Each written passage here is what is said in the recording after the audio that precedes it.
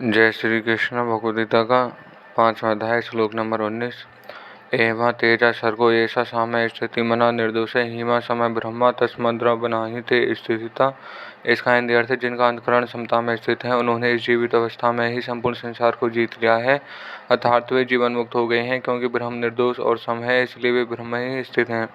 व्याख्या परमात्म में अथवा स्वरूप में स्वाभाविक स्थिति का अनुभव होने पर जब मन बुद्धि में राग द्वेष कामना विषमता आदि का सर्वथा अभाव हो जाता है, तब मन बुद्धि में स्वतः स्वाभाविक समता आ जाती है, लानी नहीं पड़ती। बाहर देखने पर महापुरुष और साधारण पुरुष में खाना पीना चलना फिरना आदि व्यवहार एक सही दिखता है, पर महापुरुष के अंतकरण में निरंतर समता निर्दोषता शांति आदि रहती है और साधारण पुरुषों के अंतकरण में विषमता दोष अशांति आदि रहती है। जब जैसे पूर्व में और पश्चिम में दोनों ओर पर्वत हैं, तो और पूर्व में सूर्य का उदय होना नहीं दिखता, परंतु पश्चिम में स्थित पर्वत की चोटी को प्रकाश दिखने से सूर्य के उदय होने में कोई संदेह नहीं रहता। कारण है कि सूर्य का उदय हुए बिना पश्चिम के पर्वत पर प्रकाश दिखना संभव है ही नहीं। ऐसे ही जिसके मन पर मन अपनापन का निंदा स्तुति सुख दुख आदि का कोई ऐसा नहीं पड़ता तथा उनके मन बुद्धि राग द्वेष हर्ष शोक आदि विकारों को सर्वथा रहित है, उनकी स्वरूप में स्वाभाविक स्थिति अवश्य होती है।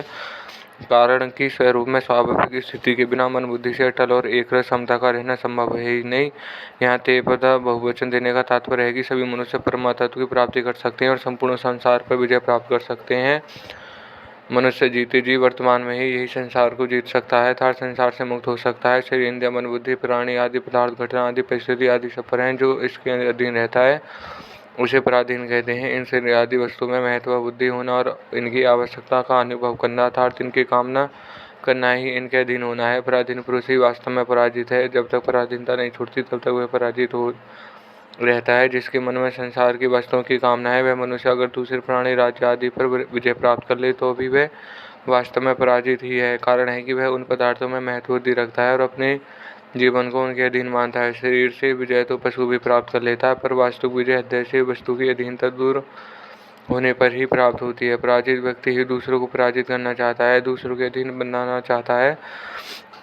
वास्तव में अपने को पराजित किए बिना दूसरे को कोई पराजित कर ही नहीं सकता। जैसे कोई राजा विद्वान किसी दूसरे पर विजय प्राप्त करना चाहता है तो उसे सबसे पहले अपनी सेना सामर्थ्य बुद्धि विद्या आदि का सहारा लेना ही पड़ता है। कामना उत्पन्न होते ही मनुष्य पराधीन हो जाता है। यह पराधीनता कामना की पूर्ति न होने से अथवा पूर्ति होने पर दोनों ही अवस्थाओं में ज्यों की त्यों रहती है। कामना की पूर्ति होने पर मनुष्य वस्तु के अभाव के कारण पराधीनता का अनुभव करता है और कामना की पूर्ति होने पर अर्थात वस्तु के मिलने पर वह उस वस्तु को पराधीन हो जाता है, क्योंकि उत्पत्ति विनाशील वस्तु मात्र है। कामना की पूर्ति न होने पर मनुष्य को पराधीनता अनुभव होता है, पर कामना की पूर्ति होने पर बुद्धि में ऐसा अंधेरा छा जाता है कि पराधीन रहते हुए भी मनुष्य पराधीनता का अनुभव नहीं होता, फिर तो स्वाधीनता का अनुभव होता है। ज्ञानी महापुरुष में कामना का सर्वथा अभाव होने से वह पूर्णतः स्वाधीन हो जाता है। स्वाधीन पुरुष ही विजयी होता है, परंतु स्वाधीन पुरुष के मन में कभी किसी को पराजित करने का भाव नहीं आता। वह संसार की किन्नी मात्र आवश्यकता का अनुभव नहीं करता, फिर तो संसार ही उसकी आवश्यकता अनुभव करता है।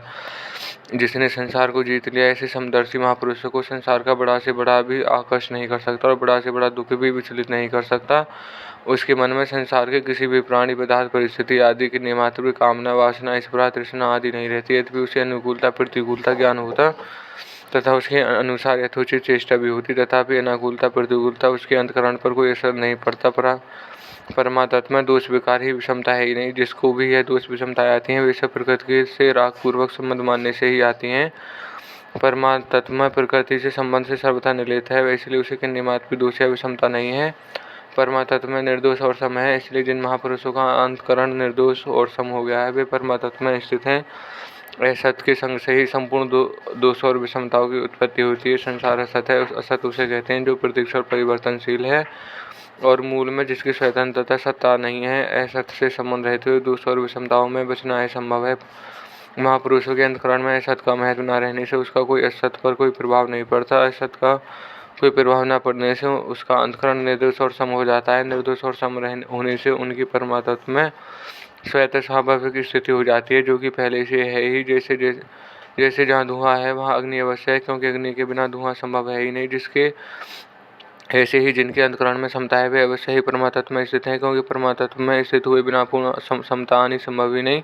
अपनी स्थिति परमात्मा में अथवा समता में होने के कारण ही अंतःकरण में आती है।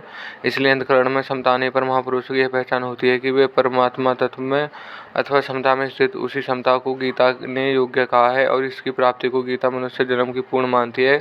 ज्ञान योग का यह प्रकरण 13वें श्लोक में चला गया। 15वें श्लोक के अंत में है जन्मे पद से बहुवचन का प्रयोग आरंभ किया, जो कि 19वें श्लोक तक चला है। सब में बहुवचन आने का तात्पर्य है कि मनुष्य मोहित हो रहे थे, पर सबके सब परमात्मा को प्राप्त कर सकते हैं। परंतु प्रस्तुत श्लोकों में ब्राह्मणी पदों में एक वचन जिसका तात्पर्य है कि संपूर्ण पुरुषों को एक ही परमात्मा की प्राप्ति हुई। मुक्ति चाहे ब्राह्मण की हो अथवा चांडाल की, दोनों एक ही तत्व की प्राप्ति होती है। भेद केवल शरीर को लेकर है, जो उपादेय है, तत्व को लेकर कोई भेद नहीं है। पहले जिन्हें सनाकादि महात्मा हुए हैं, उनको जो तत्व प्राप्त हुआ वही तत्व आज भी प्राप्त होता है। परिशिष्ट भाव।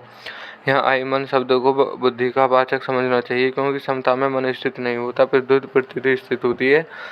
मन ध्यान में स्थित होता है। यह प्रकरण भी स्थिर बुद्धि का है। मन की स्थिरता केवल ध्यान अवस्था में रहती है, व्यवहार में नहीं, परंतु बुद्धि का स्थिरता निरंतर रहती है। कल्याण मन की स्थिरता में नहीं होता, परंतु बुद्धि की स्थिरता से होता है। मन की स्थिरता से सिद्धियां पैदा होती हैं। तो अपने मन की स्थिरता इतनी ऊंची हुई कि जितनी बुद्धि को स्थिरता। भगवान भी दूसरे अध्याय में स्थित प्रज्ञ होने की महिमा कही है। आगे के श्लोक में भी भगवान ने कहा है, साधक को भूल से अपने तत्वज्ञ न मान ले। इसलिए पहचान बताई है कि अगर बुद्धि में समता नहीं आई है तो समझ लेना चाहिए कि अभी तत्व ज्ञान नहीं हुआ, केवल भ्रम हुआ है। बुद्धि की समता का स्वरूप है राग द्वेष हर्ष शोक आदि न होना। तत्व प्राप्ति होने पर बुद्धि में निरंतर समता रहती है। इस समता को बुद्धि का कभी व्युत्थान अथवा वियोग नहीं होता। जिसकी बुद्धि समता में स्थित है, उनमें राग द्वेष नहीं रहते, उनकी यह समबुद्धि स्वतः अटल बनी रहती है। सब एक परमात्मा है ही है, सब एक परमात्मा के सिवाय दूसरा कुछ है ही नहीं। तो फिर कौन द्वेष करे और किससे करें, जब एक ही सत्ता अटल अनुभव में आती है, जब कोई कामना नहीं रहती, अशांति भी नहीं रहती। पूर्वा श्लोक में जिस स्थिति का वर्णन हुआ है, उसकी प्राप्ति का साधन और सिद्ध के लक्षणों को वर्णन आगे के श्लोक में करते हैं और यह श्लोक ही समाप्त होता है। धन्यवाद।